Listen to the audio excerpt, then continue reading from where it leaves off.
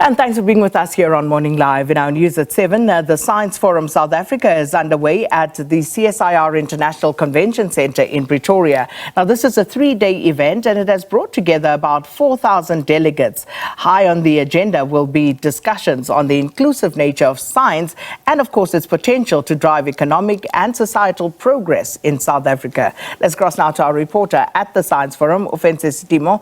Ofentse, good morning.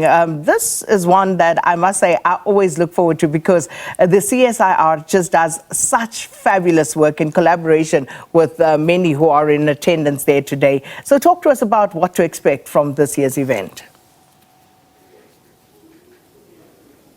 Absolutely. Thank you very much, Sakina. Well, I can tell you that, disease, food insecurity and climate change are some of the myriad of issues that are actually challenging the African continent. And we know that with forums like this particular one taking place here at the CSIR, they're trying to use collaboration and multilateralism in order to tackle some of those challenges. I'm actually joined now by Dr. Ndumiso Cingo of the Science Diplomacy Capital for South Africa, trying to tackle some of these myriad of issues through collaboration.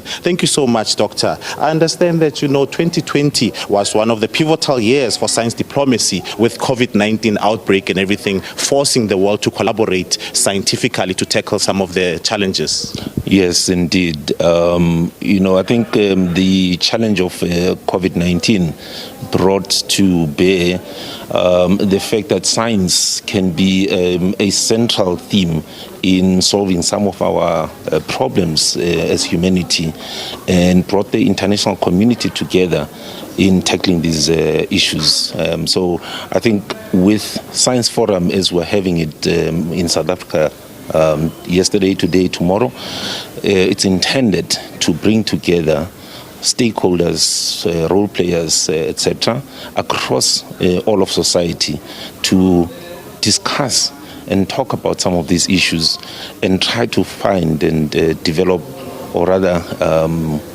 develop some of these solutions that we require in order to tackle these issues. And in 2022, for the first time on the African continent, in South Africa, we held the World Science Forum. What are the key takeaways from that 2022 forum that you are going to implement in this particular forum going to the future?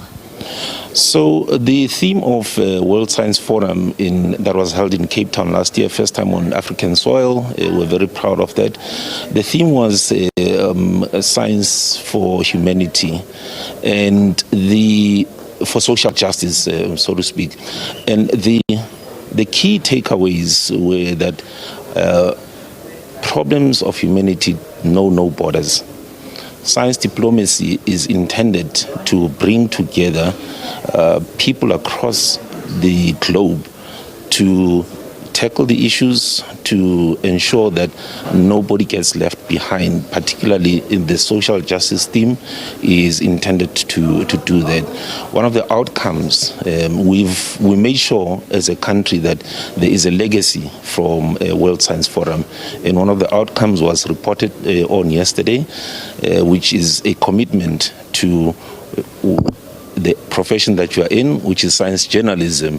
And the president of the World Federation of Science Journalists was here yesterday to actually announce that South Africa is going to host the 2025 World Conference of Science Journalism. And she said, one of the things that she said was, South Africa appears to be doing far much more for science journalism than most other countries. This is the president of the World Federation of Science Journalists. Yes. If I can just squeeze in just one last question there. The SA Science Innovation Decadal Plan 2022 to 2032. Can you elaborate a bit further on that particular decadal plan? What is it all about and what it tries to achieve? So the decadal plan is our country's plan or intent of what do we need to do to use science to tackle the issues that we have as a country. And so it sets out a sort of a roadmap for the next decade of what issues are we going to focus on, what kind of areas are we going to try and develop, and so on and so forth. So it ranges from agriculture and food process, and agro-processing, and so on and so forth, to climate change, to energy, etc. And it enjoins us to come together from different spheres of society, not just in South Africa, actually, internationally, which is now the organization I'm speaking on behalf, which is the Science Diplomacy Capital for Africa, that we need to use all of these elements to tackle the issues. Yes. But the political elites, the outcomes of such forums, do they really take them serious and implement them, or use your advice, especially when formulating policy? Indeed, I think we saw with COVID-19 that when science is required to come to the fore, it does step up.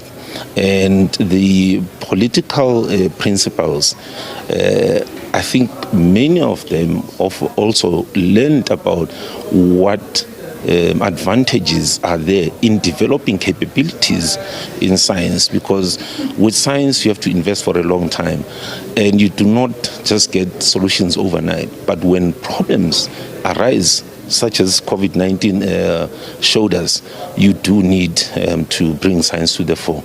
And this is what happened. And I believe that our political leaders are having the intent and have shown the commitment to implement solutions that are brought about by science. Thank you very much. Well, as you can hear, that's Dr. Ndumiso Cingo of the Science Diplomacy Capital for Africa, actually saying that, forums like this are actually important to formulate plans going forward for challenges that might arise in the way going forward. And he's also saying that the political elites are actually open to suggestions by scientists, especially during times of crisis, whenever science is actually relied upon to tackle some of those crises that are tackling the country. And with that, it's back to studio.